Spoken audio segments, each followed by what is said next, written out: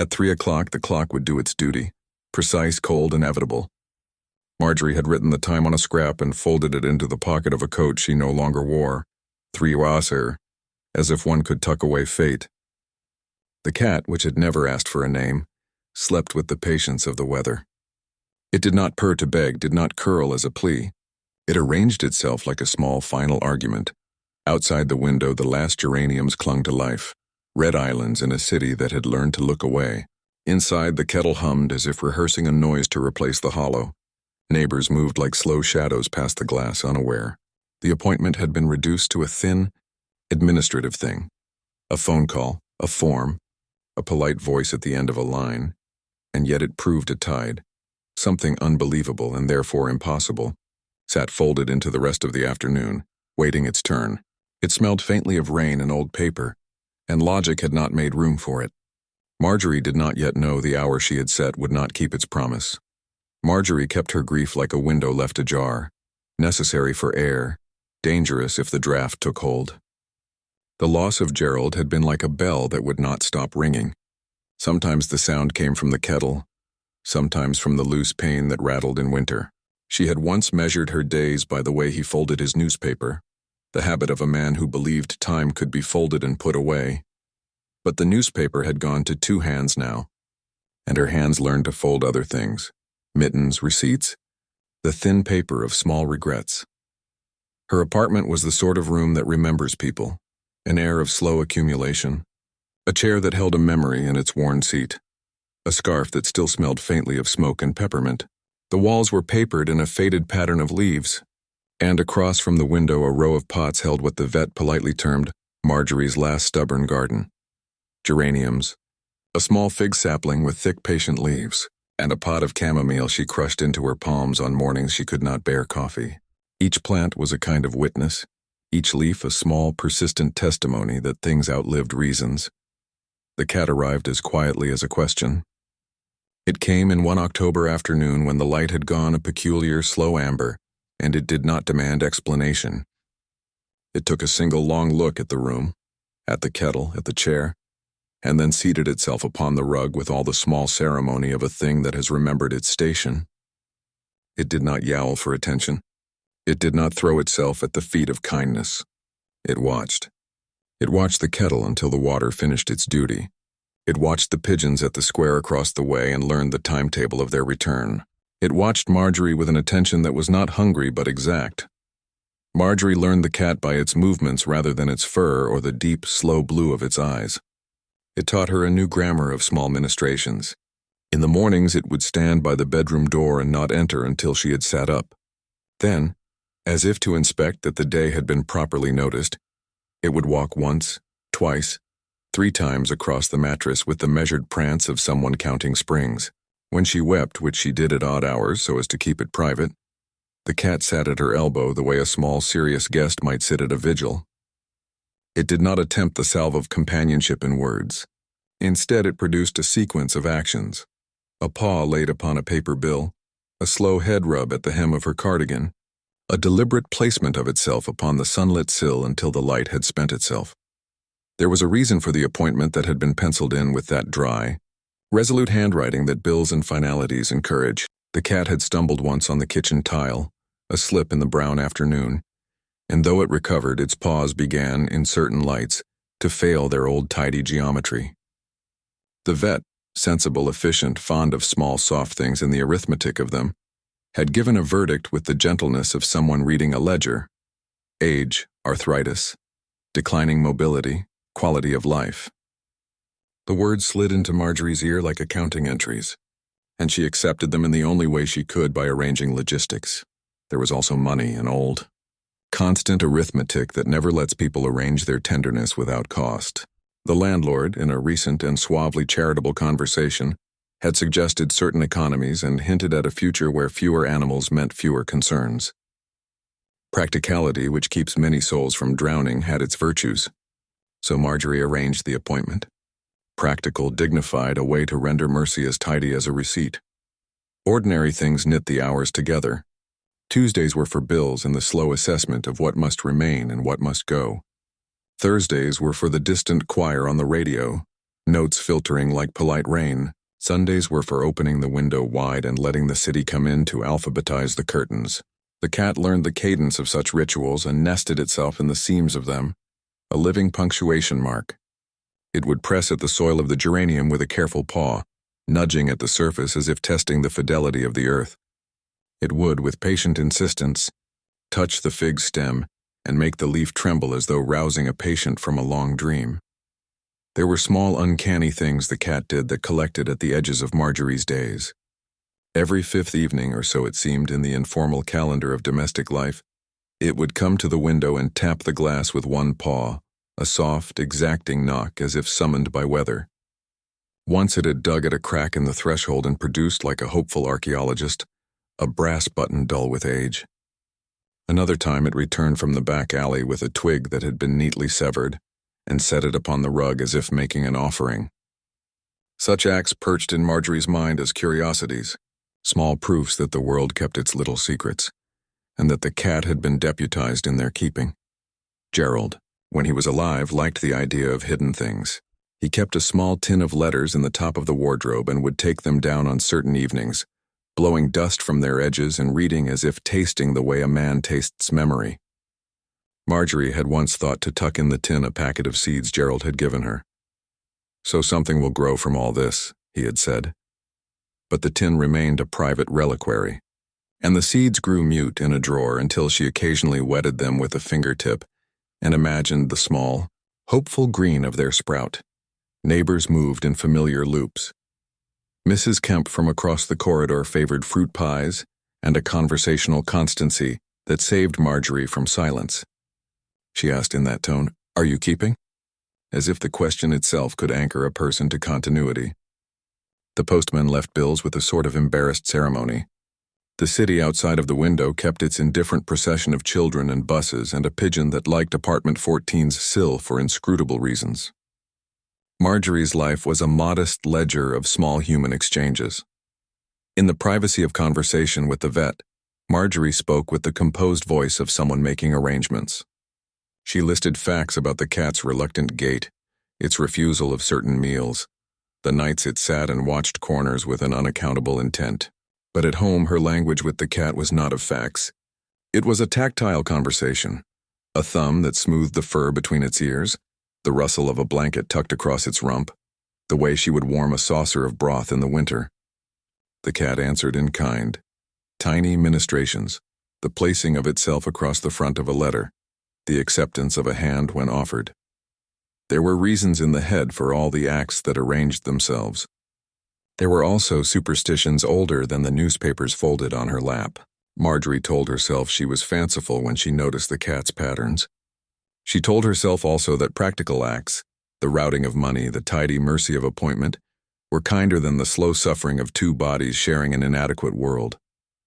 But life has an economy of interruptions that is not beholden to sense. It shifts like weather, a small decisive wind coming where it will. On a morning much like any other, when the kettle had yet to find its voice and the fig's leaves caught fragile angles of light, the cat took its first solitary walk beyond the threshold. It had never, in all the months Marjorie had known it, gone out unaccompanied. It preferred the corridor's lamplight and the length of the staircase that made for comfortable, measured travel. But that morning, perhaps the kettle had been later. Perhaps the neighbor banged a door in a more urgent key.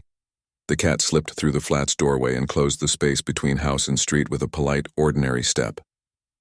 The door clicked behind it. Marjorie, bent over the geraniums in a domestic consoling ritual, did not see the departure. She tilted the soil, removed a dead leaf, mended a stem with the kind of care you give a creature you feel both responsible for and hopelessly fond of. She did not expect the cat's absence to be anything but a small domestic problem. An hour later, the cat returned and went straight to the window, where the fig sat like a slow sentinel. It hesitated, then lifted a paw and, with the curious fervor of an industrious creature, reached into the pot. Marjorie watched as the cat's paw withdrew something small and folded, damp with the city's mist. The cat dropped the object, a scrap of paper, at her slipper and nudged it forward with an insistence that was almost human. Marjorie stooped. The scrap was thin, the ink smudged at the edges by whatever weather the street had given it. In a hand that had been hurried and decisive, someone had written, 2 Willow Lane before 3. Do not be late. There was no signature, no explanation, only these words and a faint smell of smoke and river on the paper. Beside the black script, someone had pressed a tiny botanical impression, a thumb smudge with the ghost of a leaf. In the honest terms of life, the scrap was the inciting incident. It rearranged the ordinary constancy as if by setting a small stone in a stream. The ripples would not be limited to the cup. The appointment remained in the calendar, crisp as ever. But now another line had appeared, a summons with no clear sender. The cat, having performed its curious errand, leapt up on the chair and settled as if to say its duty was done. Marjorie felt a weather in her chest that was not merely the old ache, but something braided with curiosity. The scrap was small, a sliver of chance, but where chance appears, the shape of choices follows. She folded the paper and slid it into the pocket where she kept other tiny inheritances. A pressed leaf, a key to the drawer of postcards, a photograph of Gerald laughing at some unremarkable afternoon, and for the first time since she had written 3 on that scrap of paper and folded it into the coat, the hour had acquired an additional weight that was not in the calendar, the weight of choice. The scrap was, in the honest terms of life, the inciting incident. It disturbed the ordinary constancy, and where disturbance occurs, a story begins. If this gentle story touched your heart, subscribing keeps this quiet little corner alive. The scrap of paper had settled into Marjorie's pocket like a small, ticking thing. It warmed against her hip as she went about the items of a morning. The kettle, the wiping of the table, the folding of a newspaper that no longer blew in with Gerald's hands. The cat watched her with an attention that restrained itself from pity. It had the old creature's economy of compassion, giving only what was necessary and no more.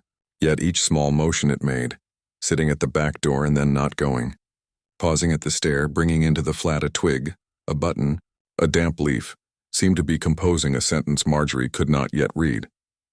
She tried to translate the cat's language into the terms she knew: kindness, habit, chance. She called Mrs. Kemp to ask after an extra teaspoon of sugar and, between the making of tea and the faint gossip about the landlord, mentioned the scrap. An invitation with no sender, she said, as if the sentence itself should be accountable. Mrs. Kemp tutted in the way of people who keep the news of the building like a small parish ledger. There's always secrets, she said, and there's always people who think secrecy is a comfort. Be careful, dear. I once knew a man who answered a note like that, and found he'd agreed to love a life he hadn't the right to keep. Marjorie thanked her and put down the receiver. But the thought stayed. What right had she to another living thing? She'd arranged with all the practical gentleness of someone drawing a curtain for an end at 3. In the ledger of life she had signed off a mercy. Yet here was a new voice at the margin, a hand that had written a time and an address with no signature, and the cat that did not ask questions except by the arch of its back and the small, exacting knocks at glass, had delivered the paper as if it were a mandate. Days dissolved into a sequence of small escalations. At the surgery, the vet, a woman whose hands were confident and whose eyes were sympathetic in tidy measures, repeated the terms they had discussed. It's the most humane option. The arithmetic of it sat on the table between them like a medical ledger. The receptionist was efficient with slots and forms. The landlord, when she spoke later, did so with that economy of speech that is itself political. Less strain on the building. Mrs. Pryor. Less risk. In the evenings, Marjorie would sit with the cat whose hind leg shuffled now with a small, shaming lameness. The creature ate and drank with the stubborn dignity of one who has learned to make the world's small pleasures last. It would walk the flat in measured intervals and then stop, as if to consider whether the air was still worthy. Often it came to the fig and, with a soft, deliberate paw, rasped at the soil until there was revealed a little unearthed thing, sometimes a coin, sometimes a tuft of thread. It was as if the cat were excavating the past and offering the pieces to Marjorie so that she might assemble them into some meaning. She watched the cat and became watchful with a new hunger. She followed the rhythm of its steps, and where it led she walked. The scrap had not told her to go to Willow Lane. The scrap had said before 3.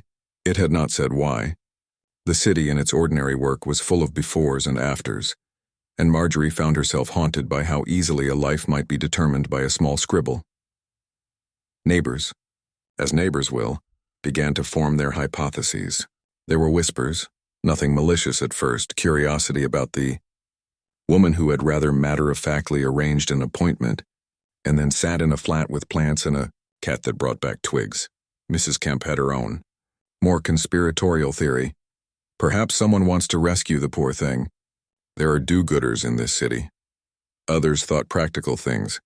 Perhaps it's someone who wants to give it a home. Practical opinions are comfortable. They make the world bearable. But the city keeps its private stories, and not all rescuers are saints. There are armies of the earnest and the dangerous who will think that their cause justifies whatever hands they use. This fact, invisible at first, would later assemble like a storm front. As days lengthened into that uncertain season between one grief and another, the cat's actions became more deliberate and odd. It would sit at the keyhole and stare, as if listening to a conversation behind a locked door. Once, in the washed light of an afternoon when the figs were heavy with the promise of fruit, it unearthed from the soil a small packet of seeds wrapped in paper that had been dampened by rain, and the sort of handling that suggested hurry. Marjorie recognized the packet. The paper had been torn from a seed catalog Gerald had once kept folded in the wardrobe. Her hands, which knew the ledger of domestic things, felt the weight of it like a piece of evidence. The seeds were the same sort Gerald had given her years ago when he had said, "So something will grow." The seed packet was a plant in the narrative sense, a setup that asked to be paid off. Why had it been in the pot? Had Gerald once pressed that packet into the soil as a promise, or had some other hand done so? The cat, who appeared to comprehend such small dramas in a way Marjorie did not, looked at her with what had become a companionable intensity and mewed once, soft and precise, as if directing her attention to the threads she might otherwise miss. She began to act. There were more of these small discoveries around the flat. A button, dull with age, that exactly matched the brass button the cat had once produced in the corridor. A scrap of a photograph with a blurred figure on the edge. A scrap of fabric that smelled faintly of smoke. Each object felt like a syllable of a sentence, scattered through the domestic life, and the cat was the patient hand that assembled them into meaning. Then, on a day when rain came sideways and the city had learned to wear its weather like an old coat, Marjorie found another scrap, left under the fig by the cat's deliberate paw. This one was newer, its ink fresher, and across it someone had written in a hurried script, "We will come at 1. Do not tell them." There was no name, no explanation. The sentence, terse and urgent, pulled at the edges of all the small certainties she had folded into herself. Marjorie's pulse made its own slow insistence. Who were they? Who were we? The pronouns gathered like a flock of birds that refused to be counted. She felt in the sudden stillness of the flat, as if the city itself had leaned close to listen. The cat, as if to heighten the ritual, took to sitting at the window longer, its tail curling around a pot of chamomile, which it carefully avoided disturbing. It would toss its head to the left as if listening to a distant name, and then return its gaze to her with that precise, unjudging light.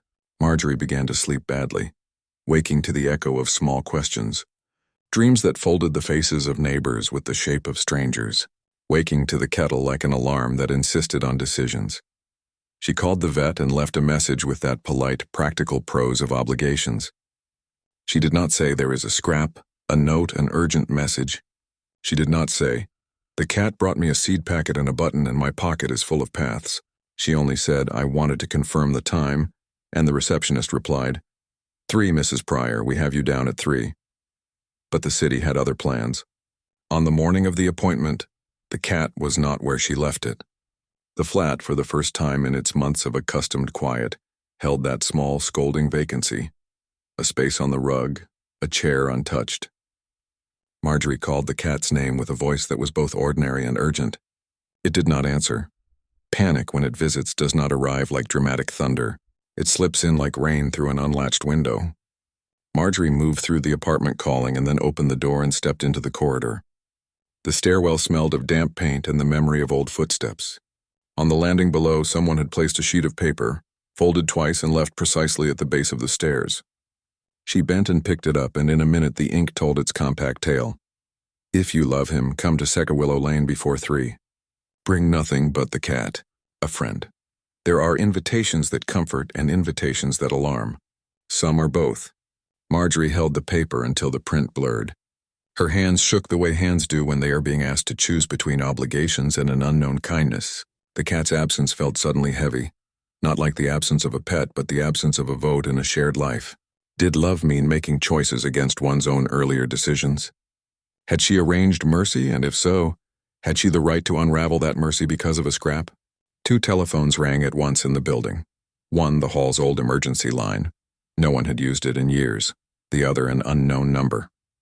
Marjorie, with the paper clutched like a catechism, answered the latter.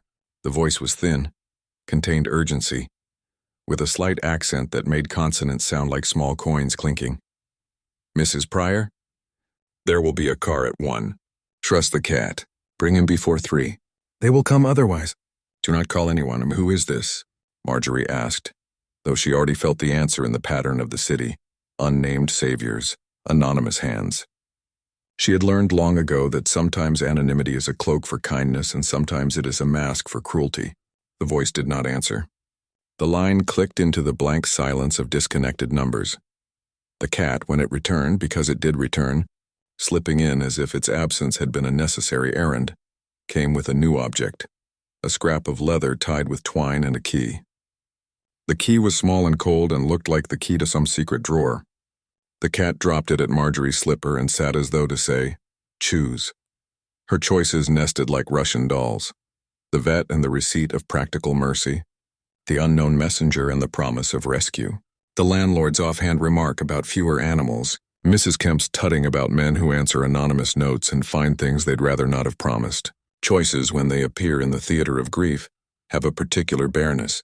They force one to measure what remains and what one can give away. She walked to Willow Lane because she felt drawn as a moth to a lamp. The street was narrow, the rain having left the pavement a dark sheet. Willow Lane had once been a place of small shops and a music store that had kept old punters warm with the sound of gramophones. Now its windows were shuttered, and where the music had been there was a notice on one door about planning permissions. The street had the flavor of old promises. Number 2 was small, its door painted a weary green. Marjorie paused at the gate. The cat sat on the low wall, its tail flicking with a composure that made Marjorie's heart ache. She had the key in her hand, an invitation she had not asked for, and beyond the gate she could see a garden small as a palm with pots and a bench. The heart does curious things when faced with an odd choice. It goes forward. A car engine hummed down the lane. Headlights smeared the pavement with pale light. A van, larger, white, with no markings, parked opposite number 2. It emitted a low mechanical hum. From it emerged 2 figures in plain clothes, one with gloved hands, and they seemed to be arguing about the weather. When a second car, smaller, sensible, the kind of car vet colleges whisper about as for making humane decisions, turned the corner and stopped, Marjorie felt the world narrow to a single aperture. The 2 vehicles facing each other read like a duel. She moved forward. As she did, the white van's rear door swung open and 2 crates were visible, stacked and labeled not with charity, but with numbers. They smelled faintly of bleach and something metallic. There was a clinical sharpness to the air that did not belong to kindness. A man from the van unsheathed a clipboard and began to call the names on a list. Across the lane, a nurse from the vet's car walked briskly toward the doorway of number 2, her bag slung like a small black sun over her shoulder. The cat, seeing the vehicles, scanned the faces as if reading for motives. It slipped from the wall and walked deliberately between the crates and the nurse's bag. It stopped in the lane under a street lamp and sat, a small island in the making of decisions, facing Marjorie with its clear, unflinching eyes. Marjorie understood then, with the focused clarity that only heat or fear brings, that there were 2 plans for the cat. One plan was the humane, tidy plan she had conceived with broken courage at the surgery's waiting room. A quiet, measured ending at 3 that would spare the creature the slow decline. The other plan emanated from the white van, from the anonymous scribes, from the sense of urgency that had slid through the city like a rumor. Which plan she had to decide? Which plan owned the right to this small living thing? The pronouns shouted at her again. They, we, you. The nurse from the vet and the man with gloved hands closed in from either side. Between them stood a chorus of possibilities: legal, Humane, clandestine. Mrs. Kemp's voice, a memory like a dropped coin, rang in her head. Be careful, dear. A leaflet about a council regulation on animals filed into her memory. A dry, bureaucratic chant that could not help where the heart must decide. Marjorie stepped across the lane. Her shoes sent up small puffs of wet dust. The cat looked at her and tilted its head as if to grant her the vote. For a moment the city held its breath. The nurse extended her hand. The man with the clipboard adjusted his gloves, and the engines softened their hums to the sound of something about to be done. It could have been a small thing, an exchange of hands, a transfer of responsibility. The cat looked like a small sovereign congregation and she its reluctant elector. Yet the stakes had mutated in the last hours. The cat's life had become a contested territory across which strangers had staked claims. Marjorie felt the geometry of her decisions as if they were physical weights placed upon her shoulders. The man with the clipboard spoke first. His voice was practical, measured, and had the odor of someone who keeps lists to make the world neat. Madam, he said, we're here on behalf of the shelter network. We relocate animals at risk. There's no time for formalities. The nurse from the vet, in contrast, held the authority of the clinic in her posture and the gravity of a medical instrument in her hand. It's at 3, Mrs. Pryor, she said softly. We arranged a humane process. It's kind. 2 kindnesses then, but they pointed in different directions. Marjorie could hear the old arithmetic of debts being called. What she owed the cat and what the city owed to its bureaucratic commitments. She felt as if the seeds in the fig had begun to sprout inside her chest, and she did not know which would grow, the seed of letting go or the seed of defiance. She looked at the cat. It looked back with an intelligence that was not human and therefore unnerving, a knowing that sometimes animals have a way of making hard seams of our lives visible. Behind the nurse, the vet's sensible car idled like an obedient thing. By the van, the man's colleagues moved with the kind of efficiency practiced by those who keep lists of lives. It is in such moments that a person may find the courage of another. Marjorie thought of Gerald and the curled-up paper of his seeds and the way his hands had set things in order, and sometimes in disorder. If Gerald had been here, he might have analyzed the merits of each voice and settled on what seemed most rational. But grief polishes the world in a different mat. She could see without thinking 2 possible futures laid out as neatly as 2 coats on a peg. The cat, in a motion small as a blink, rose and walked between the van and the nurse. It sat exactly where the light from the lamp fell across the wet pavement, and when it looked at Marjorie, its eyes held a single, terrible simplicity. It would not answer for her. If she chose to do nothing, the hands of others would choose for her. If she acted, she would be the deciding hinge. She stepped forward. The man with the clipboard moved to intercept. You can't just, he began, and then, because life often makes room for breaks in diction. His sentence dissolved as someone else shouted. From the end of the lane there came the sound of tires on wet tarmac and the bloom of headlights that make small cities look like the thrum of an enormous waking animal. Another vehicle was coming faster than the measured cars, and it pulled up with a brusque halt. A woman leapt from the driver's seat, hair whipped by the wind, eyes like 2 bright calls in the rain. She was small, wrapped in a coat that had seen many seasons, and she carried with her a cardboard box that seemed to breathe. She looked at the scene, at the van and the nurse and the man with the clipboard, and at Marjorie, and then at the cat. You aren't the only ones who know what to do, she said. Her voice had the sound of someone who had navigated many ladders of law and little kindness. Give me a moment. There was an ugly practical laugh from the man with the clipboard. The schedule, he said, as if the world were made from timetables. The nurse adjusted her bag as if to measure out the available mercy by the instruments within. The woman with the cardboard box stepped forward with determined gentleness and placed the box upon the pavement. It rattled with the sound of something alive. The cat, as if understanding that this was a ceremonial object, sniffed at the cardboard and then at the woman's hands. Marjorie heard the woman say quietly, I used to work with that shelter. They call themselves a lot of things. Some of them are kind. Some of them are efficient. Some of them kill by the clock. I'll try to help. The man with the clipboard's expression shifted for a heartbeat. People who keep lists are sometimes moved by the presence of a human which does not fit their ledger. But he resumed his tone of practical authority. Madam, we have authorization.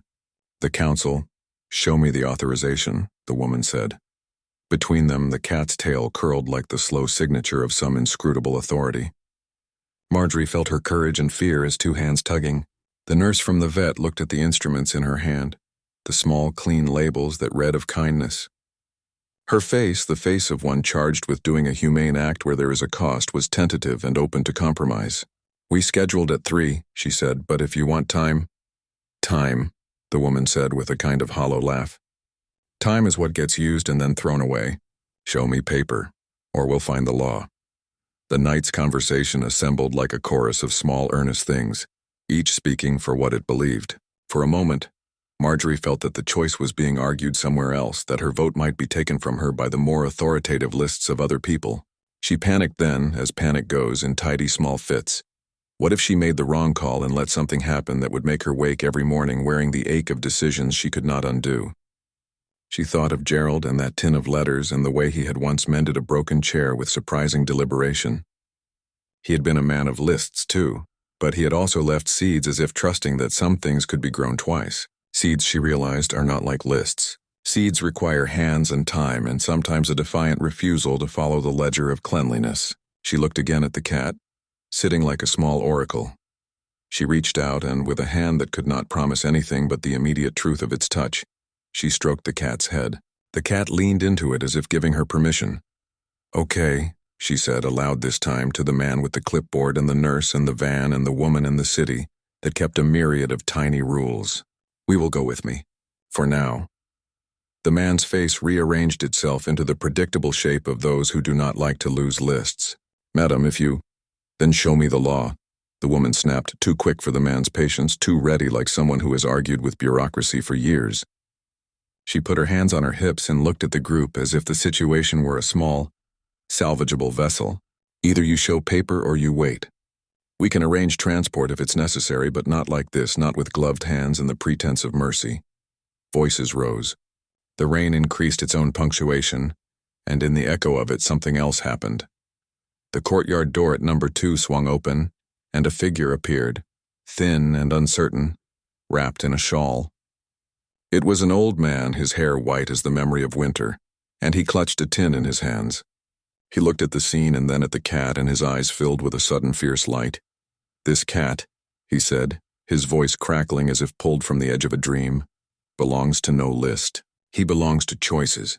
He took a step forward and then, because the suddenness of his courage had in it something like truth, he collapsed into the doorway with the effort.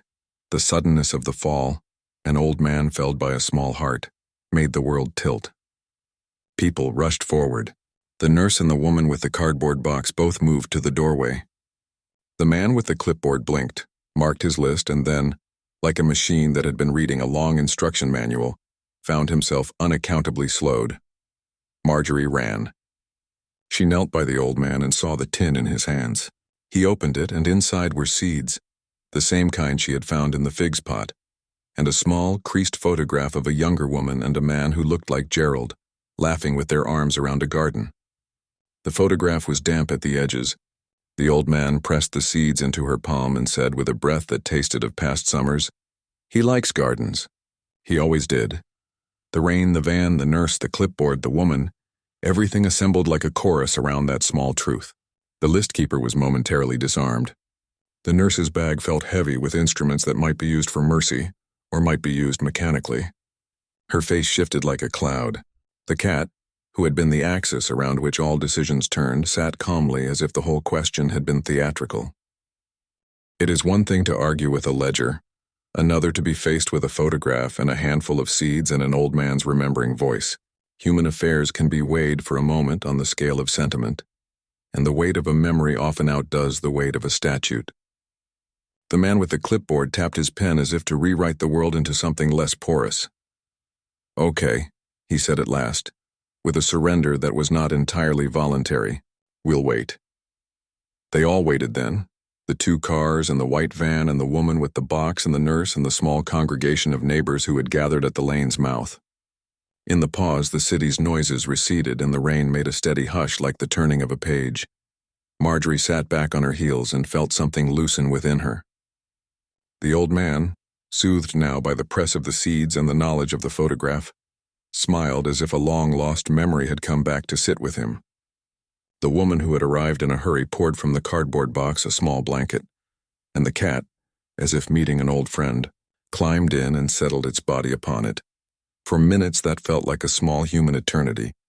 It seemed as if the matter might be resolved in a manner not written in any ledger, with memory and small human courage. People spoke softly. There were offers of tea, murmurs of patience. The man with the clipboard followed his habit and asked for a name and address. And the woman with the cardboard box said that if she could take the cat to a place where hands were known to be kind, she would.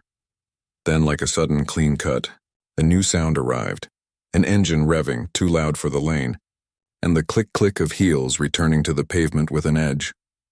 A young man in a dark coat, his face hidden, stepped from the shadows near the van. He had a look that was not of the list keeper or the nurse or the woman with the box. He snapped his gloves off and stared at the assembled people as if they were a nuisance. "You're making a mistake," he said. His voice was low and steady and had a ring of the professional about it. "This animal is scheduled. Someone authorized it. We're here to ensure compliance." The hairs on Marjorie's arms lifted as if electrically compelled. The man with the clipboard, who had been making a living out of lists, looked suddenly small and uncertain. The nurse clutched the strap of her bag. The man's hand was in his coat pocket. He was not the woman who had arrived with seeds and not the nurse with the instruments. He was a different kind of certainty. The white van's back door skirted toward closing with a small mechanical sound. The man's shadow lengthened across the lane like an accusation. Marjorie felt the pieces of the morning reorder. Choices become riddles when others will them away. She felt for the key in her pocket, the small brass thing the cat had brought, and the seed packet's paper beneath it like a talisman. In the mutual breathing of the city, she understood that the next few breaths would decide the tenor of things. She had behaved as a person overwhelmed with grief might. She had left space for others to argue and had tried feebly to do the humane thing. Now other purposes pushed in. She could see the cat, quiet and sovereign on its blanket, and then the man in the dark coat moving toward the van. The nurse's jaw tightened like a string being plucked. The woman with the cardboard box gathered herself as if to fight with small ligatures. Marjorie rose, the small decision she had made tightening into resolve. She was no longer simply a person who had arranged a mercy. She was a woman who had found in a heap of seeds and a scrap of paper and a photograph a set of reasons to act. She had to choose not between lists but between what she had decided and the assertions of others. She had to decide, with the full, uncomfortable weight of a tender heart, whether to allow the clock to run or to intervene. She stepped toward the van and the man in the dark coat, and as she did, the man's hand came out of his pocket, empty of threat but holding a small device that looked like a scanner. He raised it. The cat, sensing the change, lifted its head. Its eyes, those watchful ancient wells, locked with Marjorie's. For an instant the lane became a pinhole of fate, and then the man spoke, with a voice that made the air seem thinner. "We have authorization for 3 o'clock. If you do not comply, Mrs. Pryor, the law—" Before he could finish, there was a crack of influence like the snapping of a violin string. A single scream, high and thin and helpless, rose from somewhere behind the shuttered windows of Willow Lane and echoed down the corridor. The old man in the doorway clutched his chest and the seeds spattered like small stars across the pavement. The woman with the cardboard box cried out a single sharp word, an oath that broke like a wave. Marjorie's hand clenched upon something. The world narrowed to the sound. The cat, which had sat like an ancient judge, rose and darted toward the two vehicles, slipping like oil between human hands, and the next instant it was gone into the darkened mouth of an alleyway that led behind number 2. People gasped. The van's door slammed with a pneumatic snarl. The man in the dark coat cursed and ran after it. The vet's nurse, the woman with the box, the man with the clipboard, and Marjorie followed in a tangle of motion, shoes sloshing in the rain, breath ragged. They reached the mouth of the alley, and it was as black as the inside of a closed book. There were crates stacked there and a metal gate half open, and beyond it the faint, impossible sound of something moving very fast. For a second the rain seemed to stop and the city leaned forward. Marjorie felt the key at her side, the seed packet near her heart, and a hush that felt like the preface to some tall, unanticipated imperative. The alley narrowed and one could see only the gutter and the suggestion of footprints hurrying away. Shadows moved like quick arguments. There were voices, sharp, indistinct, and then silence. The cliff of the moment held like a thing that has not yet fallen. The cat had fled into the dark behind number 2. 2 vehicles were parked like looming judges at either end. Hands had reached for the life that the city could not decide upon. And what lay behind the gate? What claim would be made there? What authority would rise to speak for the animal? Was something no ledger could foretell. Marjorie, breath tight as a drum, stepped forward into the alley, the faces of the men and women who had come with her a small constellation in the smaller night. The rain made the world soft and dangerous. The only certainty was the cat's vanish, and with it the urgent question, who would reach the creature first? The van's back door closed. The nurse's bag sagged. A figure moved in the mouth of the alley with a slowness that was meant to be careful, and a swiftness that was meant to claim. And as Marjorie slipped between the shadows, she felt the city press its long face to the keyhole and listen. Have you ever had an animal wait for you when you didn't ask them to? Do you believe cats know when we're at our lowest? The cat disappears into a dark alley as competing parties close in. The alley was a throat of shadow between 2 indifferent buildings, and in its mouth, the city held its breath. Rain made a fine embroidery upon the cobbles. It threaded through jackets and pooled in the hollow of a shoe. The cat, small, sovereign, more question than answer, had vanished into that dark seam as if into the sleeve of some enormous unseen hand. Engines idled like impatient insects, voices sharpened into the brittle currency of urgency. Paper rustled, lists, authorizations, the dry bills of law. Marjorie felt the world become small as a coin. Each face around her was a different law, the nurse with her instruments and the steady conviction of medicine, the man with the clipboard and the mechanized righteousness of schedules, the woman with the cardboard box and the roadside generosity of someone who had practiced compassion like a craft, the dark-coated stranger who carried the certainty of a man paid to complete a sentence, and an old man who had collapsed with seeds and a photograph in his hand like sacrament. They clustered around the alley's mouth, and at the center of the congregation was a life that would not be reduced to an entry in any ledger. It is one thing to choose for a thing you love. It is another to be chosen by it. The moment for choosing, like a tide, had come in, and against the hush of rain the city waited to discover who would ride that tide. The alley smelled of iron, old rain on old metal, and something else that Marjorie could not name at first. A must of basements and cats, of last year's leaves and old paint. The lamplight made the wet stones gleam like the back of some patient beast. The people who had followed her moved there with a geometry all their own. The nurse with a soft, practiced briskness. The man with the clipboard holding his lists like talismans. The white van crew with the slight movement of men who think cargo is numbers. The woman with the box who had stepped out of a different weather and into the gale of this one. And the old man, who had been billeted at the threshold of number 2, and who had given them seeds like a benediction. Marjorie felt each breath as a crossing. She had arrived because she could not resign herself to a schedule that read like a verdict. She had arranged a mercy at the vet's with trembling hands because sometimes mercy itself is a measured thing, and yet the city's anonymous instruments of decisiveness had their own idea of what mercy meant. In the meantime, someone had slipped her a note. Someone had called, someone had left seeds in a fig's pot. The cat, in the middle of these mechanical motions, had been both messenger and sovereign. The photograph the old man had proffered in the doorway, damp, creased and small, had recalibrated something inside of Marjorie. In it, Gerald laughed with a woman whose hair was wind-stung, and there were hands full of soil and an arm around a young man who might have been Marjorie at some other hour. The seeds of the same variety Gerald had once given carried for her the weight of memory. They were not proof of anything conclusive, and yet they were a curving, mortal logic. The cat belonged to a life that was stitched into the city by more threads than the ledger admitted. The white van's men moved like men used to the rhetoric of efficiency. Their hands were quick and neat. The nurse's jaw tightened. She was a woman of instruments who had signed for euthanasia with the calmness of someone trained to make clean decisions. The dark man in the coat had the look of a determination paid for by someone else. He spoke once with a voice that tried to make legality sound kind. The woman with the cardboard box had a bluntness like a door. She had once worked in sanctuaries and therefore believed that paper sometimes lies and hands sometimes tell the truth. Marjorie, In her coat that smelled faintly of chamomile and the city's rain, felt the past and the present pressing against each other like two pieces of glass. The scrap in her pocket, that thin, urgent paper the cat had dragged back from the street, had become at once an accusation and an invitation.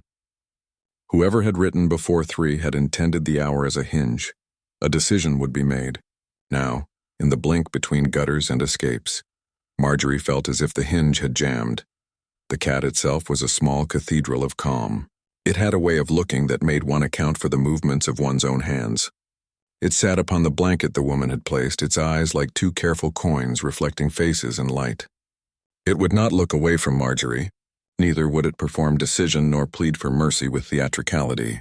It behaved in that uncanny manner of animals who are older than the calendars of petty humans, as if it had its own unspoken counsel.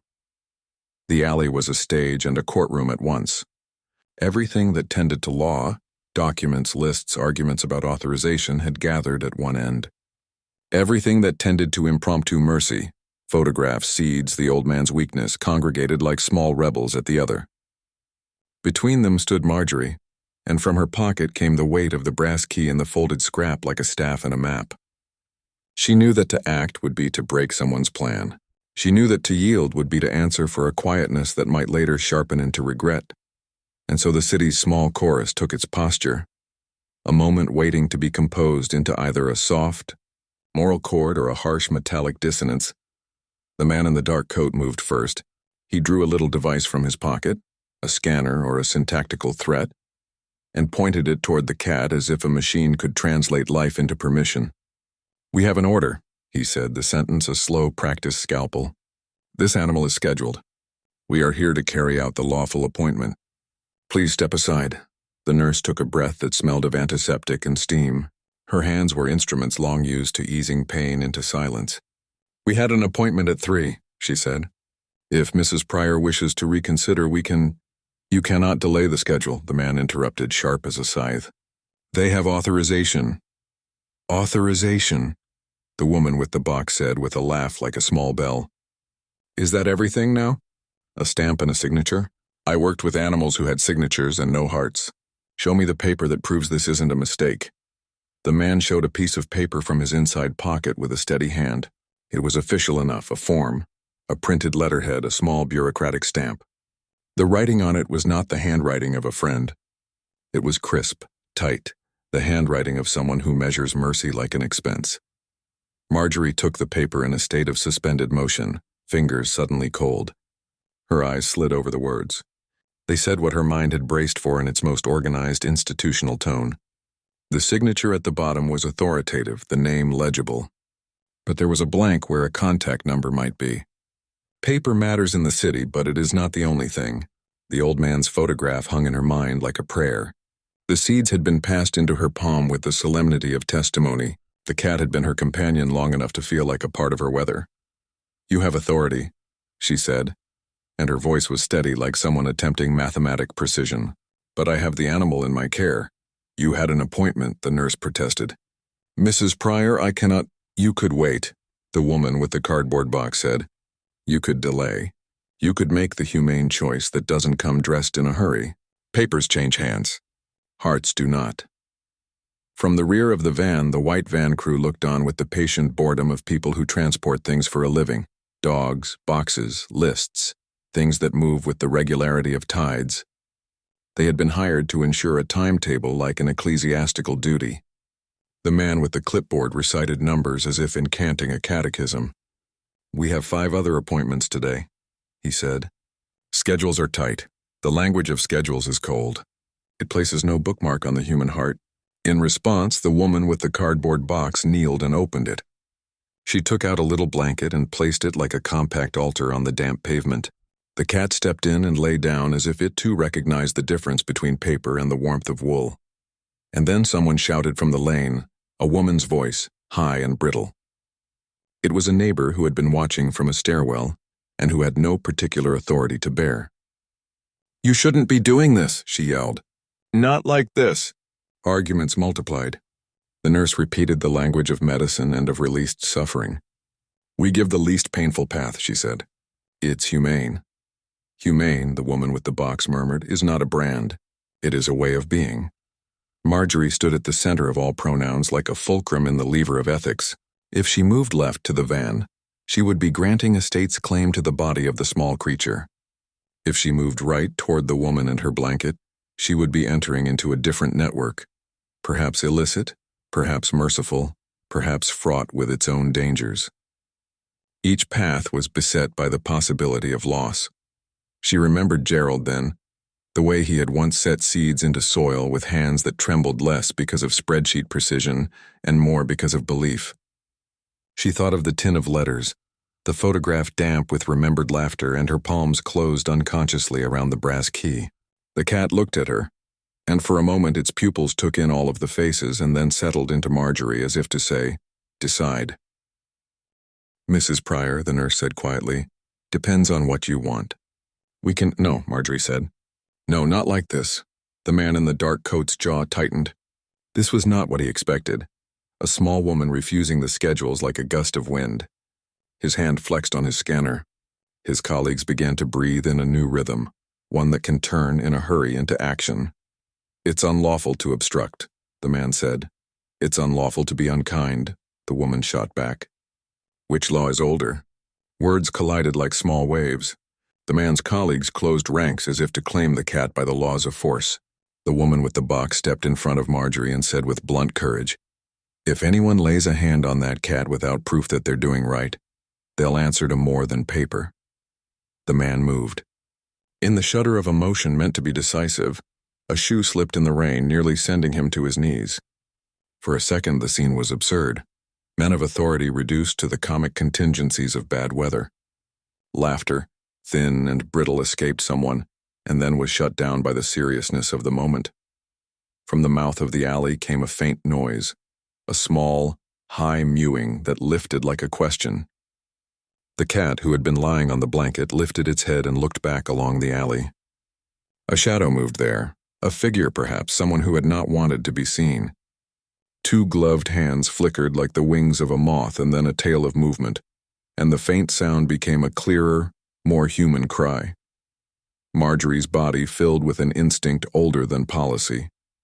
She moved as one whose decisions are made by the gut and not by the ledger. She turned and ran toward the alley's dark mouth where the cat had disappeared, not fully intending to meet the fate of legality at its teeth, but only to follow what the cat had done.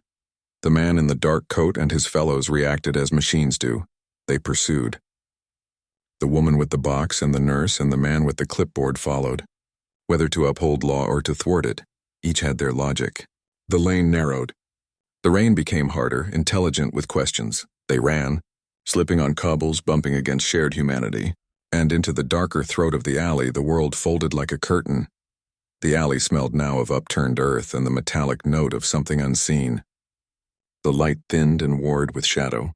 It was as if the world itself had leaned into the story. The chase bent and weaved like a seamstress's foot. At one turn, a puddle reflected the faces of pursuers like a slow, accusing clock. The cat had led them somewhere that had the shape of an intention, a narrow courtyard, a set of back doors, and beyond them, the open slab of a service yard where crates and a low, rusting platform lay like possible stages for decisions. There, in that yard stood a truck unlike the white van, no neat logo, no municipal neatness, but a darker thing. Its side flayed open. Men in plain clothes jostled about it, moving with the easy coordination of those who have done a job together long enough to share an unspoken language. They had cages stacked like small cathedral pews. The cat's faint mewing stitched the scene into urgency. It came from a corner behind the truck as if some small heart had found a crevice to call its own. "You've come to be efficient," the dark-coated man said as he caught up, breath pluming in front of him. He had the look now of a man who thinks he is still in control. "Efficiency is kindness when numbers are tight," a voice answered back from the yard, a voice like oil and weather, thick with implied complicity. "And kindness is luxury if you can pay for it," said the man from the truck. He had a face like a locked safe. "We have orders." The woman with the cardboard box stepped up and placed herself between the truck and the cat's cry.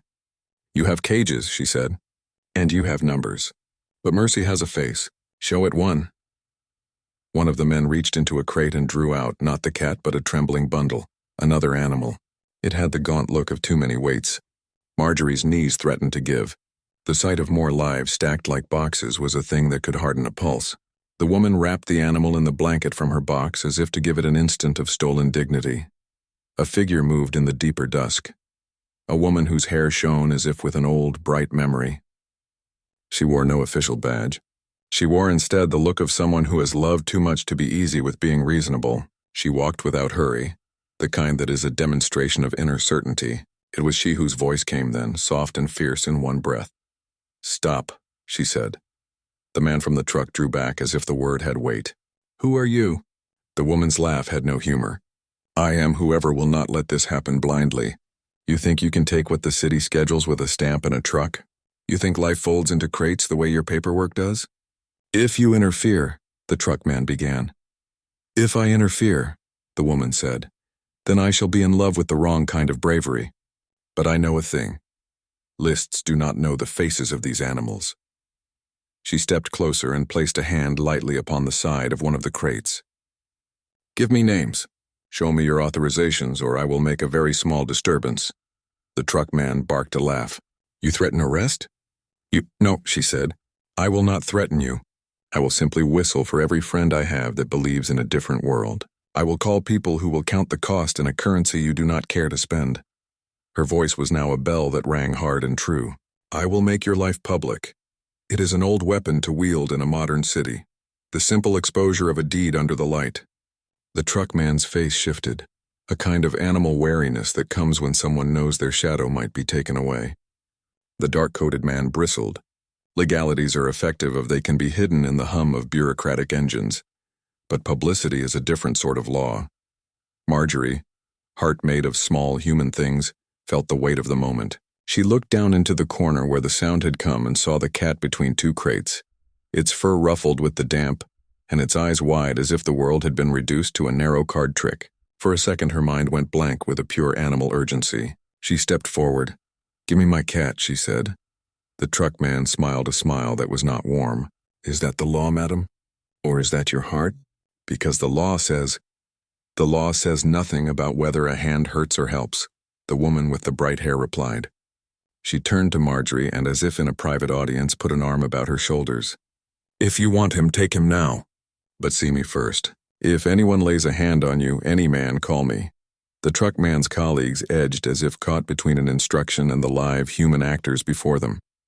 The man with the clipboard arrived then, having run as only those keepers of lists can, every number frantic in his face. He looked more disordered than before. The neat edges of his world had caught the wind. "Orders," he said, breathless. "They came from the north gate." You must what?" the bright-haired woman asked. "Deliver animals to strangers? Decide their ending with a stopwatch? You don't know what happens at the shelters," a man from the truck said, the first hint of frustration in his voice. "We're not monsters. The words do not solve the scene. The eye sees what the ledger cannot."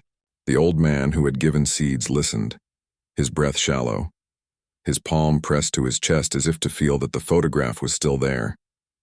The cat mewed, new urgency in its small throat. Marjorie felt the moment tighten like wire. "Take him," she said again. "But if you will take him, then do it with proof. Show me who you are taking him to. Let me speak to someone who will be accountable." The truckman's colleague laughed, a dry sound. "There's no time," he said. "We have schedules."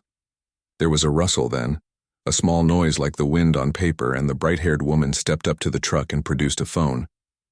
She made a call with the steady diplomacy of someone who had learned how to find names where none were given. The man from the truck flinched. He had been comfortable with the sort of secrecy that schedules insist upon. Contact with the public dissolved that comfort. "You have 20 minutes, the bright-haired woman said into the phone. "I will be outside. We will wait. If you cannot produce them, you will not leave." More voices rose then. The dark-coated man argued legality and tapes. The truckman argued obedience to contract. Somewhere a neighbor or two began to shout for fairness and for the city to remember. It lives with hearts, not only with ticked checkboxes. Marjorie took advantage of the tension. She moved her hand toward the cat. The small thing was between two crates, and the world had pressed around it like a coin in a palm. She leaned, the rain making steam on her sleeve, and scooped the cat into her arms. The cat slid into her as if into a familiar coat. Its heart beat against her ribcage like a small, furious drum. For one brief, luminous instant everything held. The truckmen's faces frozen like men who have been asked an impossible question, the woman with the box standing like a small soldier of mercy, the nurse with her instruments looking on as if at a miracle, the bright-haired woman dialing her interventions with an orchestral command, the old man with the seeds breathing in a way that suggested he had been returned to the page of his life. Then, like the sound of some small, unseen bell, a high piercing noise split the air. Sirens. At first faint, then louder, as though summoned from a long distance, urgent and disapproving. No one exactly knew who had called. Perhaps the bright-haired woman had, perhaps an onlooker, perhaps the man with the clipboard who had decided he preferred a station house confrontation to a sudden scandal. The sound rose and the truckmen swore and looked at each other. The dark-coated man cursed and shoved forward, his authority squeezed into a small, violent kernel. Marjorie, arms full of fur and warmth, felt the seconds compress. A police cruiser's lights washed the yard in a blue breath. Figures moved. Officers were stepping from their vehicle with the too bright, immaculate thoroughness of those trained to restore order. Their presence made the truckmen fidget, as if the public light had become an accusing thing. The police moved fast and accurate. They asked for documents and names. They looked at the crates, counted the animals, noted the damp photograph in the old man's hand and the seeds in his palm. They asked the man with the clipboard for a manifest. The man produced it with hands that trembled like someone whose arithmetic has been interrupted by conscience. The truckman, confronted with the phone's recording and the bright-haired woman's calm, had to explain a paper signed by someone who was not present. Under blue light, authoritative paper becomes less inviolable. In the commotion, the dark-coated man's hand reached for Marjorie's arm. Too late and too rough. The officer, young, attentive, noticed and stepped between them with a polite force. "Ma'am," he said, looking at Marjorie with the complicated courtesy of someone wearing a uniform, "who does the cat belong to?" "This cat is mine," she said simply. The sentence as clear and sharp as a small found tool. The officer looked at her and then at the manifest and at the damp photograph and at the seeds which seemed to insist upon a genealogy the manifest had not accounted for. The balance of things shifted. Paper recanted when faces were present. "Wait here," the officer said, and in that waiting the city did what it sometimes does. It paused enough for human decisions to be made in a different register than the mechanized. The truckmen exchanged looks. The dark-coated man glowered as if everything he had been paid for had been for naught. The nurse breathed, and in her chest the instruments she carried felt less like cold tools and more like possible aids to living. Marjorie tightened her hold on the cat.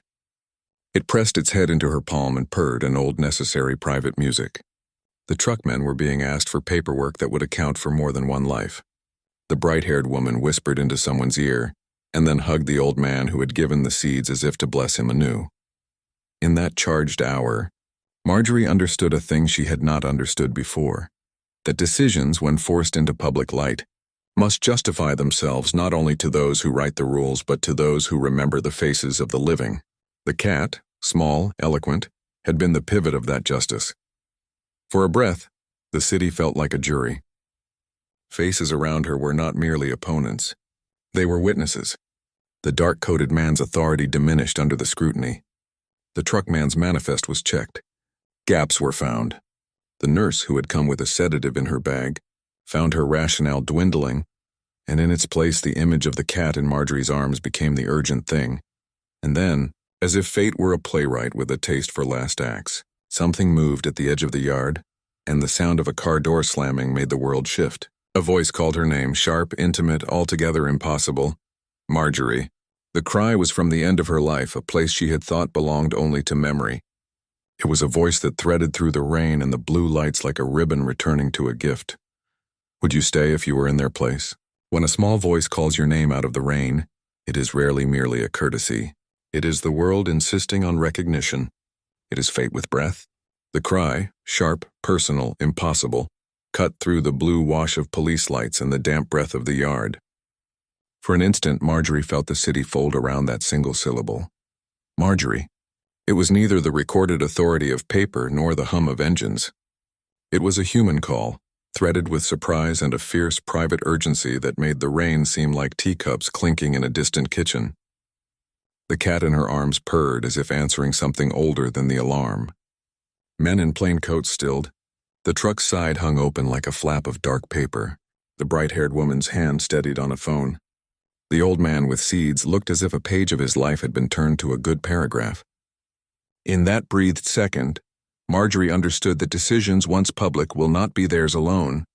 They will gather neighbors, strangers, and the past. This voice was a summons and a promise. It would change the balance of what had been scheduled, and it would teach her that choices reach outward like roots, into alleys, into hearts, into small gardens that refuse to be merely tidy. The voice belonged to Claire, who had not been expected. She came running across the yard with the wind making her coat a quick flag behind her, breathless and red-cheeked, clutching a battered satchel. When she reached the gathering, she put her hands on Marjorie's shoulders and looked into her face as if reading a note left in a wardrobe. "I saw the lights," she said, "and then I saw the crowd and I thought, oh." Her words fell into the damp and made small noises like pebbles dropped into a shallow pond. For all her hurry, Claire carried an air of someone who had learned where to stand when storms passed through. She had known Gerald once in ways the photograph suggested, as a friend perhaps, or a fellow gardener in a past that had more sun in it. The photograph that had been folded and wet in the old man's tin recognized her first, and she reached for it with hands that remembered the edges. Her arrival reorganized the yard. The police, who had arrived like impartial birds, relaxed just enough to look at their papers and then at faces. The truckmen straightened like taut threads that might snap. People who keep lists muttered about procedure, while others, whose licenses were only the courage of memory, spoke of longer things, of community, of neighborhood, of the way a cat can anchor a life. The bright-haired woman, who had been the storm's pilot, took a breath as though reading a script she had written and then put it away. "She's his niece," she said simply. "Claire is his niece." Claire's hands trembled as she took the photograph. She did not need to be told the modest import. The damp picture and the seeds showed relationships the manifest had not named. She told them then, in a voice that was practical and fierce in equal measure, what she knew. Gerald, she said, had been a volunteer with small gardens and neighborhood committees. He had kept seeds because in his steady way he believed that people could be argued into gentleness if the ground were made ready.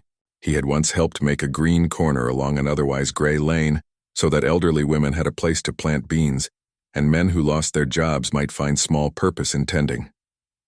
The photograph was one of those ordinary archives of a life built out of small public acts. For the truckmen, the narrative was inconvenient. Paper, once accompanied by a human history, failed to be the whole of a story.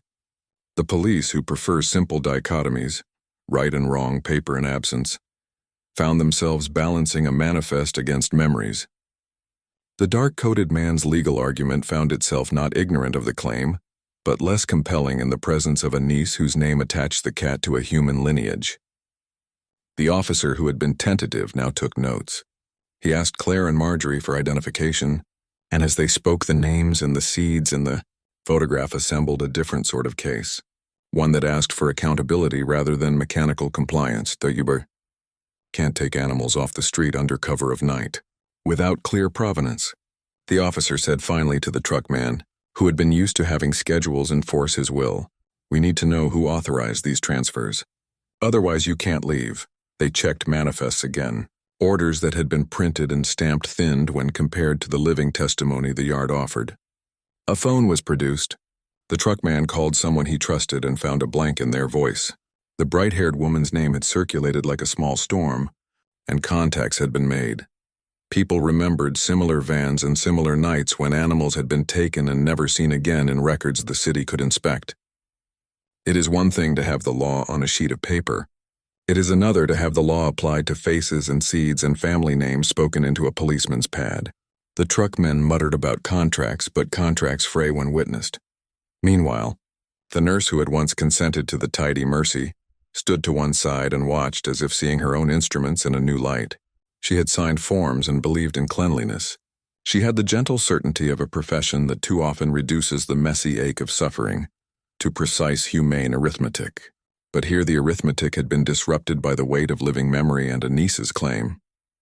Her hands, which had held syringes and the soft curve of medicines, found themselves wanting to offer a different kind of help.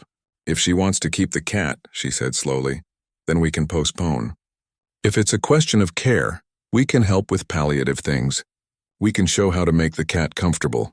The dark-coated man's face narrowed. That was an appointment. Someone requested service. Someone also wrote a frantic note, Claire said.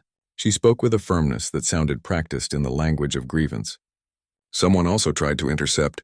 The cat has been in Mrs. Pryor's care. We have evidence that it's been a part of this household. The city does not always move like a well-tempered instrument. It sometimes needs the pressure of human voices to align its cogs. The police asked for a report, and the truckmen were told they would be detained while records were checked. The bright-haired woman, who declined to give her full name, began to speak gently with each of those around the yard about what could be done next. A temporary hold for the cat, paperwork to be filed properly, an inquiry into the van's company.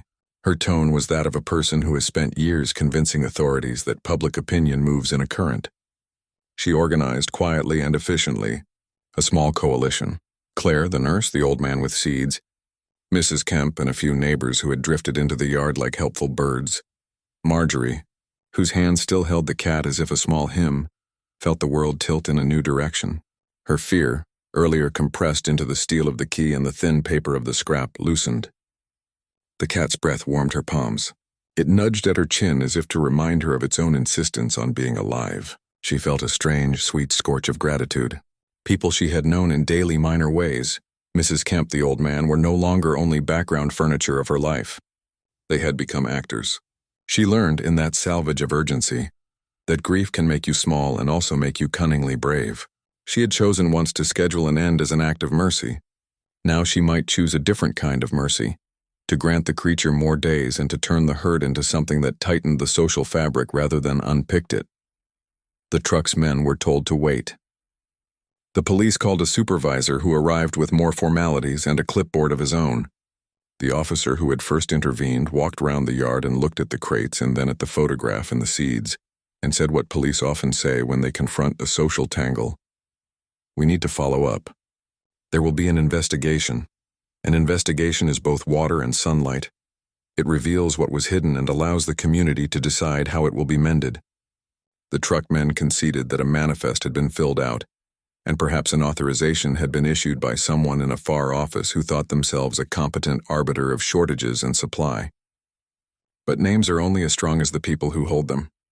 The bright-haired woman, who had quietly been mapping networks during the yard's tumult, made calls until she had the attention of a small charitable group that ran satellite shelters and adoptions. They agreed to inspect the crates and to document the animals found there, and to ensure that no unlawful euthanasia would occur under the cover of night.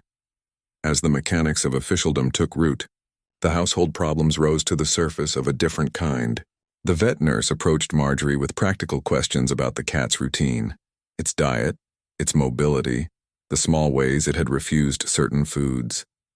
Together they looked at the reports Marjorie had kept in a little notebook, the notations about when the cat slept most, when it favored the warm sill, how the hind leg had begun to falter. The nurse's face softened as she explained options, the right kind of pain relief, mild physiotherapy, ways to make the flat more accessible. If we arrange for palliative care, she said, you might find the cat lives more comfortably for months, or we can look at longer-term pain management. If you choose to keep him, we will help. It was a small, practical chorus, but practical things are often the instruments of mercy. Marjorie listened, the seeds of decision germinating into tendrils. To choose to keep the cat would require small rearrangements. A different schedule of vet visits, perhaps some medication, the understanding that things might be harder financially. But the nurse, who had begun in the language of instruments and ended in the language of compassion, offered to coordinate a plan with the clinic that would provide discounted care for a period, and to give Marjorie training in simple therapy for the cat's mobility. Claire, who had been Gerald's niece, found a second memory tucked under the photograph, a small note addressed to Gerald in a precise hand. She read it aloud. It was from someone in the neighborhood committee thanking him for the seeds and for the way he had taught a row of children how to plant beans. The story that unfurled was plain. Gerald had been part of a small civic life that kept careful watch over people who otherwise might be invisible. The seed packet that had been buried in the fig pot had likely come from Gerald's stash. Perhaps he had meant to sprout them in spring and never had the chance. The cat had been an ordinary artifact of that life, and by claiming the cat, Marjorie was also claiming part of Gerald's ordinary archive. Over the next hours, the yard reorganized itself into a temporary civic forum. The truckmen were asked to wait. The police took statements. The bright-haired woman found a way to bring a van from the rescue group to collect animals that were legitimately surrendered for rehoming while the inquiry continued. She arranged for the crates to be opened and for independent volunteers to check tags and microchips. What was pulled out of the truck was harrowing.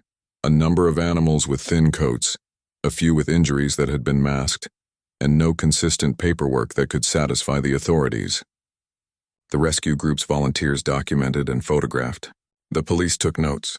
The city's machinery, once engaged, turned slowly toward some kind of accountability.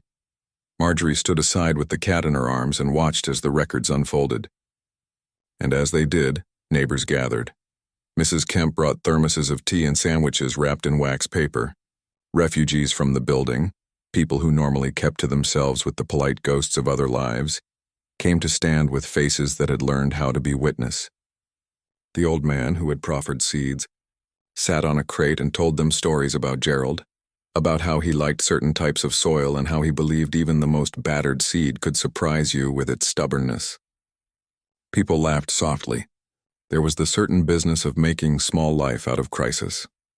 As evening weakened into a kind of damp orange, decisions were taken.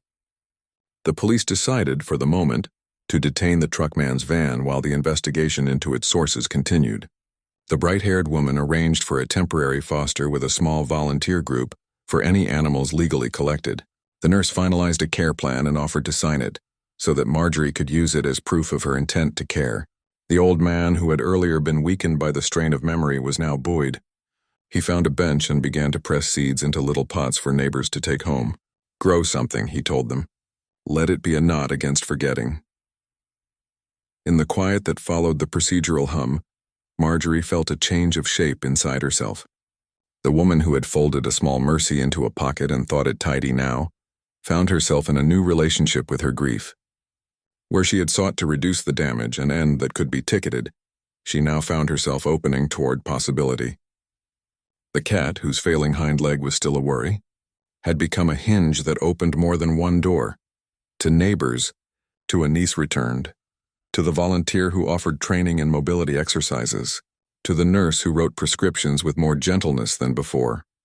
There were practical binders to assemble, vaccination records to check, the cat's microchip to scan, the brass key's owner to be found.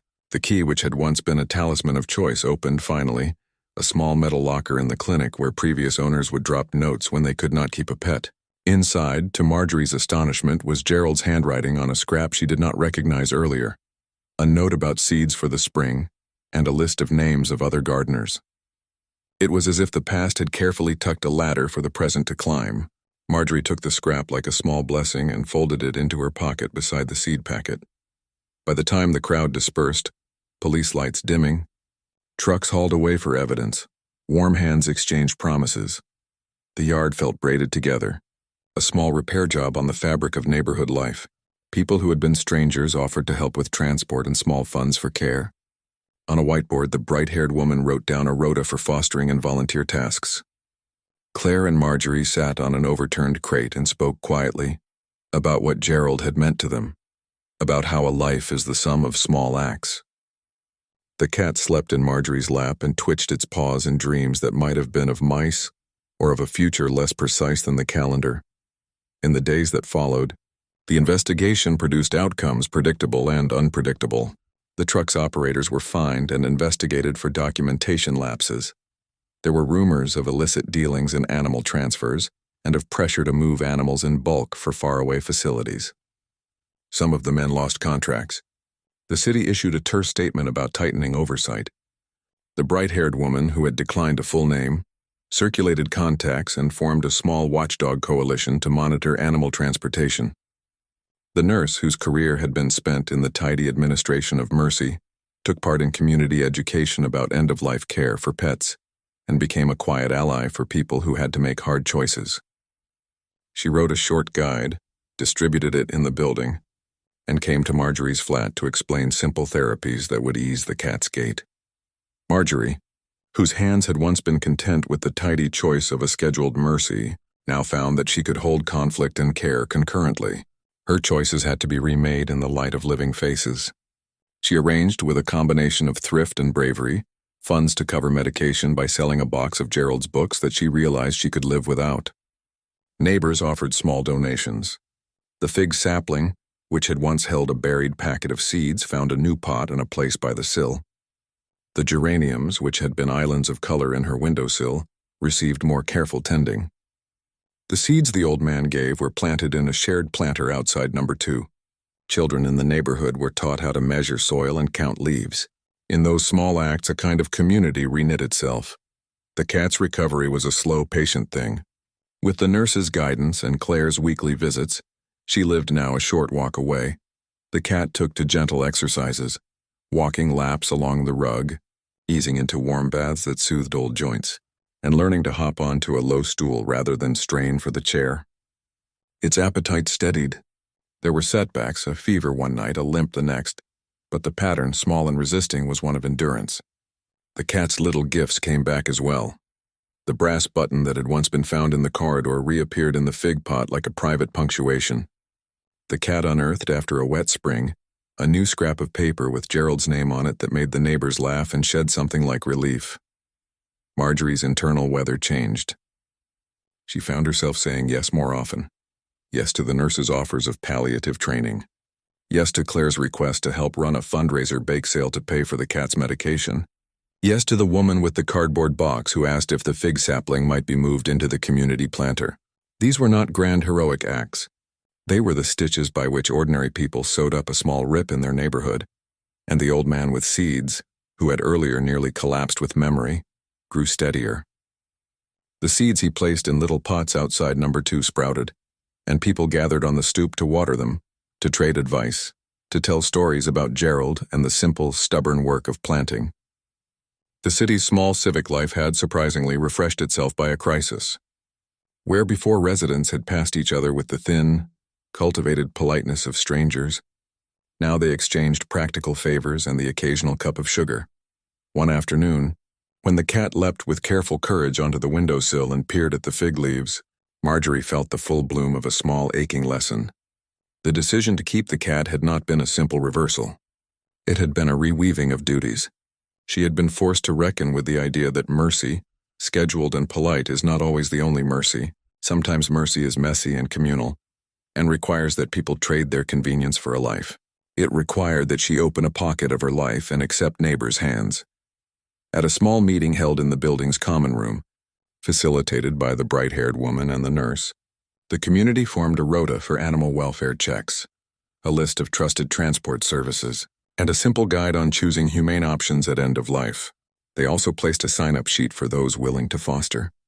Claire and Marjorie, their relationship newly stitched by the shared crisis, volunteered to coordinate a neighborhood register so that animals and their owners might be accounted for, in a way that preserved dignity without relying on clandestine vans.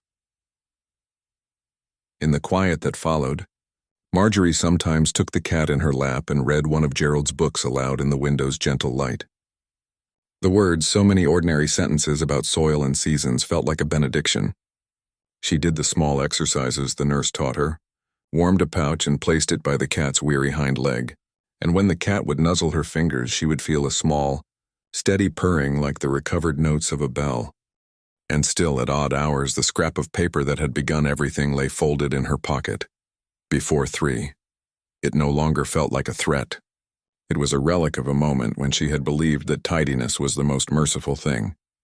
Now it was a memento of a different mercy, one that required stubborn presence. Has an animal ever changed your life in a way you didn't expect? The answer for Marjorie was at once practical and strange. The cat had not only shifted her hours and her finances, it had pushed her back into the world. It had made neighbors speak across stoops again, had pulled Claire into her life, had given the old man a bench to sit upon and a chorus to his seeds. It had turned her grief, once insular and orderly, into an engine for small civic repair.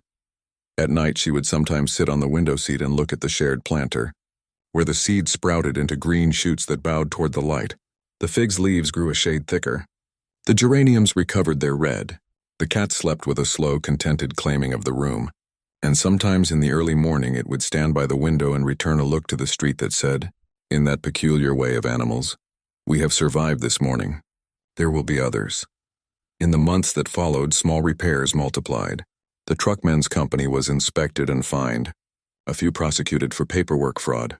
The clinic adopted a more careful consent procedure and offered a community advice hour once a month. The bright-haired woman continued to coordinate volunteers and watchdogs. She became a small, steady presence in the neighborhood's life. Claire stayed on, helping with the cat and with planting days outside number 2. Mrs. Kemp found new reasons to make pies. She baked for fundraisers and for anyone who would take a slice. And the old man with seeds, whose name it turned out was Thomas, was awarded a modest community prize for his work with local greenings. He accepted it with the shy dignity of a man who had known simple victories. Marjorie had changed too. She no longer folded her days around a single tidy mercy. She had learned that mercy comes in many currencies: time, presence, community, and that a life is often saved by the inconvenient acts of others. The cat, who had once been scheduled to die under the neat rules of appointment, had instead become the axis of a small civic renaissance. Its paw had dug up a scrap of paper and a seed packet. Those odds and ends had become the instruments by which neighbors proved they could be kinder than schedules. The fig outside her window would bear small fruit the next season. The community planter filled and refilled with green, as if the city had decided against some bureaucratic inertia that life is worth the bother. And when Marjorie once again found herself with a decision to make, this time about whether to run for a small seat on the neighborhood council to push for humane animal transport policies, she took the thought to the cat on the sill and felt in the slow purr, a council not of paper but of living rhythms. In the end, the falling action of those tense hours in the yard was not merely the removal of a threat or the filing of papers. It was the slow, sometimes clumsy mending of an ordinary life. It was proof that grief could be transmuted into civic action, that seeds buried in a pot could sprout a community, and that a cat's small insistence on being could pull people from their private weather into a common sky. And in that soft, communal repair, Marjorie found that the city, if pressed by enough small hands, would choose to be kinder. The cat snuffled at her hand and purred, and she who had once arranged tidy endings now arranged beginnings. Has an animal ever changed your life in a way you didn't expect?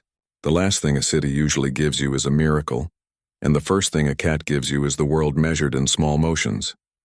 In the slow hour after the yard's turmoil, when the rain softened into a memory and the streetlights blinked up like watchful salt, the cat, whose life had been a ledger's question and a doorway's answer, did something that settled the day into a new, simpler truth. It walked to the window where the fig tree held its first young fruit, and it tapped the pot with a single precise paw. From the soil it dug, not the dust of dark commerce or the hard facts of forms, but a tiny green shoot pressed into a clump of earth, damp and stubborn. It dropped the sprout into Marjorie's hand as if presenting a coin of recompense. Around them, neighbors moved like a slow tide. Claire with damp hair in the photograph, the bright-haired woman with a small, discreet smile, the nurse with an offer and a hand that had learned to trade instruments for hope. The scrap that had commanded before 3 lay folded in a drawer like a map no longer urgent. The clocks would still ring and the city would keep its timetables, but a seat had been offered and accepted. A small life had refused to translate into paperwork. In that modest exchange was an ending and a beginning braided together. The cat's little gift, green, insistently alive, felt like a moral. When we choose life, the rest grows around it. Marjorie kept the sprout cupped as if it were a secret. Its tiny roots had the soft, stubborn smell of soil. It warmed in her palm like a living answer. Neighbors who had been arguing under the blue light now sat on overturned crates and drank tea that Mrs. Kemp had carried in a thermos, and they watched the small green thing as if watching a plot resolve itself. That sprout was a final gift that paid off every planted whisper the story had ever made. Gerald's seeds, the fig's pot, the brass key, the tin of letters, the buttons found like punctuation. Here was the proof that the city's small domestic miracles still mattered. It was a proof not written on official paper, but grown in the soil of ordinary hands. The days after the yard's confrontation folded into a practical peace. The investigation into the truckman's paperwork continued with the steady, plodding care of municipal instruments. The company that had operated the van was fined and reprimanded. A small cohort of men found their contracts suspended pending inquiry. The bright-haired woman's watchdog group, no longer only an idea but a list of names and damp phone numbers, kept record of the manifest, irregularities, and published a short report that made the municipal office take notice. Officials who had grown used to forms that passed without question now found themselves answering to neighbors who remembered faces and seeds and little photographs. The city, once limp with indifference, learned to be a little less willing to let its animals vanish under the cover of night. The clinic where the nurse worked established a monthly clinic hour for end-of-life care consultations. The nurse herself attended to that project, trading the sterile, efficient cadence of euthanasia for the slower pedagogy of palliative options, exercises for mobility, and the inexpensive comforts that make old bodies move easier. She came to Marjorie's flat twice a week at first, showing how to warm a compress, how to arrange cushions so that the cat could climb without strain, how to measure pills that reduce stiffness without making the creature sleepy. The nurse's instruments felt less and less like the final line of an arithmetic and more like the tools of stewardship. It was, in small ways, a reform of compassion. Medicine practiced not simply to end suffering quickly, but to buy hours that were themselves lived. Claire visited often. She accepted the photograph and the seeds as an inheritance and as a call. She and Marjorie met on the window seat and planned small things: a schedule of visits, a rota for when the cat's feeding might need extra hands, a list of possible fundraisers for medication. Claire, who for years had been an out-of-the-way relative, became a constant presence, arranging a small community of care around a single life. Her connection to Gerald's past made her practical and sentimental in equal measure. She remembered faces and seeds, names and small community bargains. When her brother, an absent figure now, called and asked what had happened, she read the whole errand to him like a report that refused to be only a bureaucrat's note. The brother listened and, for the first time in a long while, drove by the lane with a slow, contrite visit. Neighbors who had once kept to the quiet calendars of private life rediscovered one another. They stopped to exchange watering tips at the shared planter outside number 2. They traded cuttings from geraniums and small jokes about old men and their seeds. The old man Thomas, who had once almost collapsed with the memory of planting, found a small podium in this new civic life. He became a quiet tutor for neighborhood children, teaching them how to press a seed into soil and name the things that needed light. His hands gained a new steadiness and his smile a new mischief.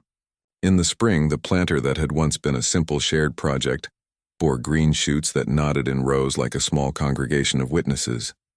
Marjorie, who had gone into the clinic with an appointment and came out of the yard holding the cat, found herself in a slow metamorphosis.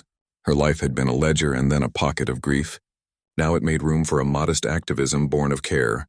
She sold a box of Gerald's old books, titles he had loved, covers soft with use, to cover a month's medication, and found a surprising calm in rearranging her life to accommodate a living body that had once been almost surrendered.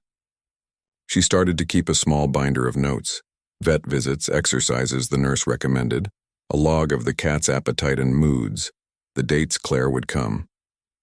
The binder, tidy and human, became a new kind of ledger, one that catalogued presence and not absence. The fig in the window grew plumper leaves. The geraniums reddened with impatience and then with bold color. The plants paid their debts. The seed packet Gerald had tucked away now had new purpose.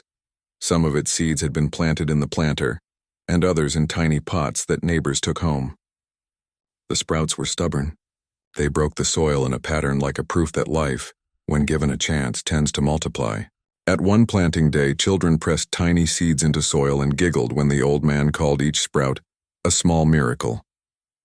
The tin of letters Gerald had kept was opened more often now, and its paper invited a kind of human gentleness, not the tidy finality of schedules but the messy embroidery of memory. Even the brass key, which had been found and used like a story's talisman, found its rest. It was traced back in a gradual human way to a small locker in the clinic that had been used for decades for lost and found and last notes. The staff there recognized Gerald's handwriting and with a quiet reverence passed his note to Marjorie. In the note he had scrawled, as if for himself, a list of seeds and a remark about time. Plant things you like. They will plant you back. Marjorie read it in the quiet of the flat and felt a small, steady warmth. It was as if the dead had left one final instruction that was not a command but a kindness. The cat's movements grew kinder in their purpose. With the nurse's help, it relearned certain stairs and ways of leaping without strain. Once, on a slow afternoon, it surprised them all by dragging, gently and with an almost human deliberateness, a small, scrunched paper toward the windowsill. Marjorie opened it and found inside a pressed leaf and a smudged note. "For when you doubt, grow." The handwriting was Gerald's. The cat had unearthed, as if from memory or from the old man's pockets of soil, a final syllable of instruction, less a command and more a breadcrumb. The legal inquiries produced a public report that formalized some changes. The municipal office introduced stricter checks on animal transports and required signed, verified manifest that included contact numbers and the right to inspection. The watchdog group, led by the bright-haired woman and a rotating committee of residents, published a small pamphlet that taught people how to verify legitimate transport and offered a hotline for suspicious vans. It was a modest set of reforms, but in a city the size of many small tragedies, small reforms matter. They make future stories less likely to begin with before 3. The bright-haired woman herself remained an element of quiet authority. Her name, Susanna, she shared eventually with a dry, modest smile, became associated with neighborhood care in the way people come to remember certain faces at the center of rescue. She and Marjorie kept in touch. Susanna's network arranged for discounted transport for legitimate rescue transfers and, through a partnership, offered training sessions for neighbors to learn how to check manifests and ask the right questions without risking their safety. She had a knack for turning outrage into architecture. Where panic is heat, she built kind, practical scaffolding. The cat's final gift, the sprout, grew as a talisman. Marjorie planted it in a pot of its own, right by the window where the fig caught the best morning light. The sprout became, in the neighborhood's small myth, the seed that changed a day. Children who visited would touch its leaves as if touching a saint's reliquary. The old man, Thomas, liked to sit by the window and tell stories about the seed's parent plant, back when Gerald had bought the packet from a weary old seed seller with a purple handkerchief. He would ramble and then, with a conspiratorial smile, hand the children a seed and ask them to imagine the world for a minute. Time, which had once been a tyrant in Marjorie's life, loosened its grip. She still marked days by the kettle and the post and the neighborly rituals, but she found a different tempo. She began to volunteer at the small monthly clinic the nurse organized and, in doing so, met other people who had faced similar choices. They exchanged notes about palliative care and budgeted kindness. A charity, small and local, came forward to support the clinic's educational hours, and it sent volunteers to help with transport for those who had no way to get to appointments. More intently, Marjorie lived differently. The neatness that had once comforted her, scheduling an end as an act of mercy, felt insufficient in the light of human connection. She discovered that mercy is often awkward, communal, and expensive in ways that money does not fully cover. It costs time. It costs open doors. It costs the courage to appear in the street and argue with a van. But it pays back with neighbors who bake cakes for fundraisers, with hands that lift a hot water bottle onto a favorite spot, with the small, steady purr of a creature that chooses to remain. There were setbacks. The cat had days when it slept more than it should, and nights when it wandered the windowsill as if listening for old voices. Marjorie would sometimes wake with a blank ache that threatened to unmake the careful repairs. Yet each morning the cat would nudge her and the world would make a new demand. Water the geraniums, answer the call from Claire, note the cat's appetite. These tasks kept her tethered to life in a way that grief could not. They made grief into work that could be shared. Months later, in late summer when the fig bore its first small fruit, and the planter outside number 2 sagged with green courage, the neighborhood held a small celebration. It was modest. A table with Mrs. Kemp's pies, a few chairs, children trading seeds with solemn ceremony. Thomas read aloud a letter Gerald had once written about patience in the soil, and Claire brought out a framed copy of the photograph that had first started the thread. There was laughter and a few damp eyes. The cat, which had learned to favor the sunniest sill, leapt onto a low stool and looked over the crowd as if judging them kindly. In its eyes there was the quiet confirmation of living, and as the children reached forward to stroke it, their fingers found a purr that was deep as gratitude. At the center of the gathering, Marjorie rose and, With a voice that had relearned its courage, spoke only a few sentences. She spoke of small things, how a seed can change the course of days, how neighbors can become the instruments of one another's mercy, how one life can gather a whole number of hands. Her words were not speeches but offerings. They landed on the crowd like small necessary rain. She did not run for office immediately, though the idea of helping form a neighborhood register and to advocate for humane animal transport had settled in her like a plant. She began instead with one small practical thing, a binder in the building lobby with contact numbers and a rota for elder care and animal check-ins. It was an act of civic tenderness, a practical scaffold for the people who had chosen to refuse tidy endings when possible. She learned that change rarely arrives as a storm. It arrives as many hands choosing to do an inconvenient kindness. Finally, the scrap that had once commanded before 3 was no longer something to fear. Marjorie folded it and placed it into the tin with Gerald's letters, an artifact, not an order. The key was returned to the locker in the clinic with a note that read, simply, "For those who need a second look." The photograph found its place framed on the mantel, an ordinary, stubborn testimony that people had once loved and planted, and the cat, whose life had been counted and almost scheduled away, grew old in the way some beings do, with dignity and the occasional stubborn desire to pester the fig soil. Its final gift, the sprout it had given Marjorie the night after the yard, became a small tree by the window that bore fruit each season in modest measure. When the first small fig ripened and fell to the sill, Marjorie picked it up and felt the round, warm weight of simple abundance. She gave it to Claire, then to Thomas, then to the bright-haired woman, Susanna, and a shared bite became a covenant of community. In the end, if there is a moral in the way Rudyard's fables teach, it is not that humans are noble or that animals are messengers of fate. It is instead in this small human weather that life's value is seldom decreed by schedules or tidy orders. It is argued for stubbornly in kitchens and yard doors, and through the soft insistence of a creature that will not be filed away. The community's decisions altered more than one ledger. They changed routines into something like care. They took a planned end and placed instead a series of small, life-giving continuations. Marjorie often thought, in the quiet that followed the celebration, that Gerald's seeds had done more than grow plants. They had sown action. They had taught the neighborhood how to be watchful and how to connect faces to forms. The cat had been both catalyst and teacher in its tiny, patient ways. It had asked nothing more than the right to be, and in doing so had shown people how to be better than their timetables. Later, seated at her window, with the little fig tree between her and the street and the cat sleeping like a small, contented engine at her feet, she would sometimes say aloud to the quiet of the room, "We were all saved by a small green thing and a stubborn paw." It was not a grand sentence. It was small and true. It suited them. The ending, as it unfolded, turned out not to be a conclusion but a steady, modest registry of things that survive. Neighbors who answered when the city failed to notice, a nurse who changed protocols, a bright-haired woman who made a watchdog out of outrage, a niece who claimed memory as responsibility, an old man who planted seeds and kept stories, and a woman who learned that mercy sometimes asks you to stay and water rather than to tidy away. And in that circle of small, faithful acts, the cat's life, once scheduled to end at 3, became the pivot around which a neighborhood learned to watch for one another. It is perhaps the softest victory. Not the van hauled away, not the fines paid, but the way ordinary days were repopulated by tender duty. The fig bore fruit. The seeds sprouted.